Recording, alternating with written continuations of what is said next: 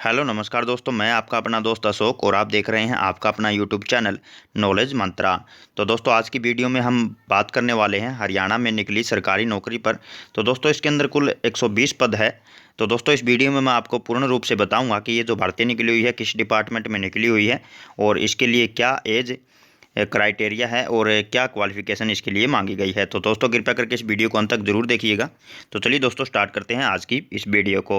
तो दोस्तों सबसे पहले मैं आपको बता दूं कि ये जो वैकेंसीज निकली हुई है ये निकली हुई है हरियाणा में भगत फूल सिंह महिला विश्वविद्यालय है वहाँ पर। तो चलिए दोस्तों इस यूनिवर्सिटी की ऑफिशियल साइट पर हम पहुँच चुके हैं।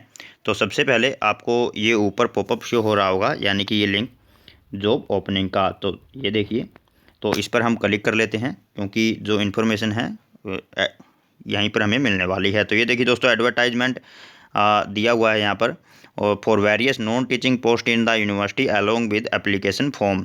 तो इस पर हमें क्लिक करना होगा। तो ये देखिए क्लिक कर दिया तो अभी ये ओपन हो रहा है क्योंकि ये जो एडवर्टाइजमेंट नोटिफिकेशन है इसी के अंदर सारी इन्फॉर्मेशन हमें मिलने वाली है।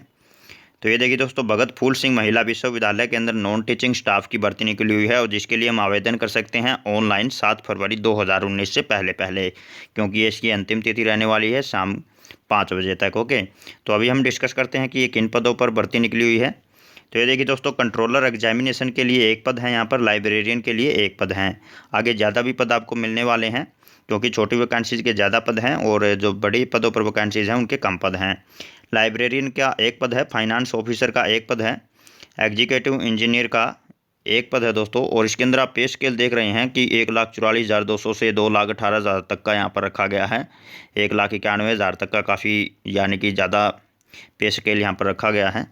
फाइनेंस ऑफिसर के लिए 1 पद है दोस्तों, एग्जीक्यूटिव इंजीनियर का 1 पद है, जूनियर इंजीनियर के 2 पद हैं, स्टेनोग्राफर है उसके लिए 1 पद है, हेड ड्राफ्ट्समैन का सिविल का 1 पद है, ड्राफ्ट्समैन सिविल का भी 1 पद है, डिवीजन अकाउंटेंट का 1 पद है, जूनियर स्केल के 6 पद हैं, स्टेनोग्राफर के, ड्राइवर के 2 पद हैं, तो क्लर्क के 13 पद हैं, स्टेनोटाइपिस्ट कम क्लर्क के 16 पद यहाँ पर दिए गए हैं, लैब अटेंडेंट के 21 पद दिए गए हैं, हॉस्टल अटेंडेंट के 2 पद है दोस्तों, अकाउंट क्लर्क का 1 पद है, टेक्निकल असिस्टेंट का 1 पद यहाँ पर रखा गया है, सुपरिटेंडेंट का 2 पद रखे गए हैं, सेक्शन ऑफिसर का 1 पद रखा गया है, लाइब्रेरियन का 1 पद है, technical officer ICT temporary but likely to continue under UGC scheme 1 पद है। तो दोस्तों इस तरीके से आप देख सकते हैं कि ये 21 प्रकार की वैकेंसीज हैं और 120 पद हैं लगभग इन पर ये वैकेंसी निकली हुई है। आगे भी कुछ वैकेंसीज दी गई हैं।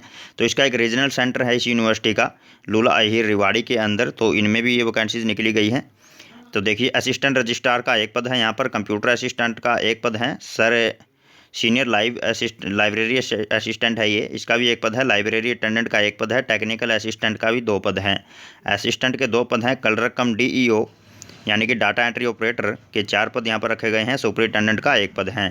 तो इसका एक और यानी कि रीजनल सेंटर है खरड़ है ये जींद के अंदर, तो इसमें असिस्टेंट रजिस्ट्रार का 1 पद है, कंप्यूटर असिस्टेंट के 1 पद रखा गया है, सीनियर लाइब्रेरी असिस्टेंट का 1 पद है, लाइब्रेरी अटेंडेंट का 1 पद है, टेक्निकल असिस्टेंट के 2 पद हैं, असिस्टेंट के 2 पद हैं, क्लर्क कम डीओ के 4 पद रखे गए हैं। तो ये देखिए यहाँ पर BPSIHL तो इसमें भी हैं, क्लर्क का 1 पद, लैब अटेंडेंट का 2 पद। लेकिन आपको ये फॉर्म सिर्फ एक ही भरना होगा, उसमें आप क्लिक कर सकते हैं जो भी वैकेंसीज आप फिल करना चाहते हैं, अलग से आपको कोई रीजनल सेंटर के लिए फॉर्म अप्लाई करना नहीं पड़ेगा। तो अब हम बात कर लेते हैं इसकी क्वालिफिकेशन की। ये देखिए दोस्तों जो कंट्रोलर एग्जामिनेशन है ये काफ़ी हाई लेवल की वैकेंसीज है, तो इसके अंदर क्वालिफिकेशन भी हाई लेवल की रखी गई है। मास्टर डिग्री होना चाहिए आपके पास में 55 मार्क्स के साथ में, और 15 साल का एक्सपीरियंस होना चाहिए, वो भी किसी लेक्चरर का, और 8 साल का regarding grade along experience in educational administrating. Okay, तो काफ़ी हाई लेवल की वैकेंसीज यहाँ पर रखी गई है। लाइब्रेरियन के लिए यहाँ पर जो मास्टर डिग्री है लाइब्रेरी साइंस से होनी चाहिए, और वो भी 55% मार्क्स के साथ में, और PhD वगैरह कुछ अलग से यहाँ पर है। देखिए तो काफ़ी ज़्यादा हाई लेवल की क्वालिफिकेशन हमें देखने को यहाँ पर मिल रही है। फाइनेंस ऑफिसर की दोस्तों CA होना चाहिए या MBA फाइनेंस होना चाहिए आपके पास में, और 5 साल का एक्सपीरियंस होना चाहिए, वो भी किसमें, फाइनेंशियल मैनेजमेंट में। एग्जीक्यूटिव इंजीनियर के लिए आपके पास में सिविल इंजीनियरिंग होनी चाहिए, और मिनिमम 10 ईयर का आपके पास में एक्सपीरियंस होना चाहिए, वो भी इंजीनियरिंग फील्ड में सिविल। जूनियर इंजीनियर के लिए सिविल या public health he must have 3 year diploma होना चाहिए आपके पास में, और इलेक्ट्रिकल के लिए भी आपके पास में 3 साल का डिप्लोमा होना चाहिए, वो भी पॉलिटेक्निकल का। असिस्टेंट के लिए यहाँ पर बैचलर डिग्री का प्रावधान रखा गया है 50 मार्क्स के साथ में, और यह आपके पास में मास्टर डिग्री है 45 मार्क्स के साथ में। तो इनमें से दोनों में से एक है तो आप यानी इसके लिए फॉर्म अप्लाई कर सकते हैं। 5 साल का एक्सपीरियंस होना चाहिए आपके पास में university, college, education institute, government, semi government, PSU, corporation से। अभी बात करते हैं सीनियर स्टेनोग्राफर की, तो इसके लिए हमारे पास में होना चाहिए 50% के साथ में ग्रेजुएशन और 100 वर्ड पर मिनट यानी कि इंग्लिश में टाइपिंग करने की हमारी स्पीड होनी चाहिए। शॉर्ट हैंड पे है ये और कंप्यूटर पे नहीं है। और अगर कंप्यूटर की बात करें तो 20 वर्ड पर मिनट होनी चाहिए। ओके। और हिंदी स्टेनोग्राफर की बात करें तो 80 वर्ड पर मिनट शॉर्ट हैंड में और 15 वर्ड पर मिनट यानी कि कंप्यूटर पर हमारी जो टाइपिंग स्पीड है वो होनी अनिवार्य है। अब बात करते हैं हेड ड्राफ्टमैन सिविल की, तो इसके लिए भी हमारे पास में इंजीनियरिंग या डिप्लोमा होना चाहिए सिविल ट्रेड से। ड्राफ्टमैन सिविल के लिए इंजीनियरिंग ट्रेड से डिप्लोमा होना चाहिए सिविल से और साथ में 5 साल का एक्सपीरियंस होना चाहिए। डिविजनल अकाउंटेंट के लिए यहाँ पर क्वालिफिकेशन रखी गई है, मास्टर डिग्री होनी चाहिए 50% मार्क्स के साथ में, और या बैचलर डिग्री होनी चाहिए 60% मार्क्स के साथ में। एटलीस्ट 5 ईयर का एक्सपीरियंस होना चाहिए आपके पास में, वो भी अकाउंटेंट फील्ड से रिलेटेड। जूनियर स्किल स्टेनोग्राफर के लिए यहाँ पर आपके पास में होना चाहिए 50% मार्क्स के साथ में ग्रेजुएशन, और साथ में आपकी जो टाइपिंग स्किल है वो 100 वर्ड पर मिनट होनी चाहिए शॉर्ट हैंड इंग्लिश के लिए, और 20 पर वर्ड होनी चाहिए पर मिनट वर्ड वो होनी चाहिए कंप्यूटर पर। ओके। ड्राइवर के लिए यहाँ पर क्वालिफिकेशन अगर हम बात करें तो यहाँ पर देखी गई है हैवी ट्रांसपोर्टेशन व्हीकल ड्राइवर यानी आपके पास में लाइसेंस होना अनिवार्य है और आपके पास में 10th होना अनिवार्य है और 3 साल का एक्सपीरियंस आपके पास में होना अनिवार्य है।